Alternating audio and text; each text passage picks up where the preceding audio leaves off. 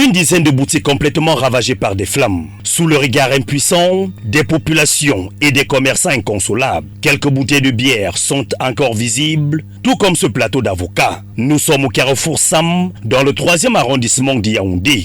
L'ampleur des dégâts témoigne de la violence des flammes. Cette dame, en image, est accusée par des sinistrés d'avoir mis le feu derrière cet avocatier. Elle en aurait l'habitude, sauf que contrairement aux précédentes fois, le feu s'est très rapidement propagé. Je constate une petite fumée, je me dis, mais attends, j'interpelle le barman, je lui dis, mais écoutez, il y a une petite fumée qui sort derrière.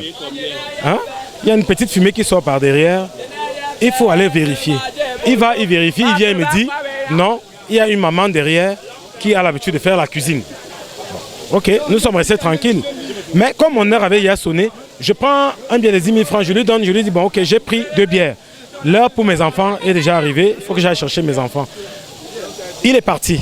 Mais quand il revient en courant, en disant que ça a pris feu, ça a pris feu, ça a pris feu. Donc en fait, la fumée que j'ai constatée, c'était même déjà le feu.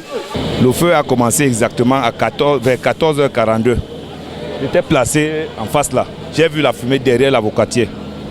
J'ai discuté avec lui, il a dit que non, ça c'est l'incendie. Assis dans sa boutique, ce propriétaire affirme avoir vécu la scène. J'étais dans ma boutique. Je vois seulement comment les gens crient. Que la maison a pris feu par derrière. Moi-même je sors, je vois comme c'était déjà beaucoup. Moi-même je prends aussi le marteau. Nous on était nombreux là. On se défend par là-bas, par derrière, pour que ça ne va pas nous rejoindre ici devant.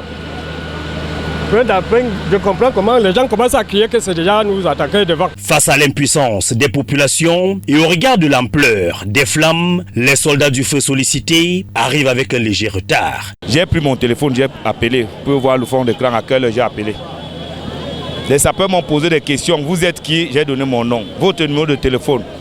Le feu est où? J'ai dit Carrefour Sam. À quel niveau Carrefour Sam? Je leur dis la route qui mène vers Colombia, à l'angle là.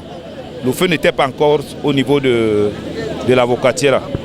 On a attendu, bon finalement ils sont venus ici à 15h30 ou 15h42. Vraiment désolant dans notre pays, nous avons appelé les sapeurs-pompiers. On appelle les sapeurs-pompiers qui sont à quelques mètres de nous et qui arrivent peut-être après 3 heures de temps. Nous, la population, nous avons essayé de le faire, de sauver un peu certains, mais on n'a rien sauvé.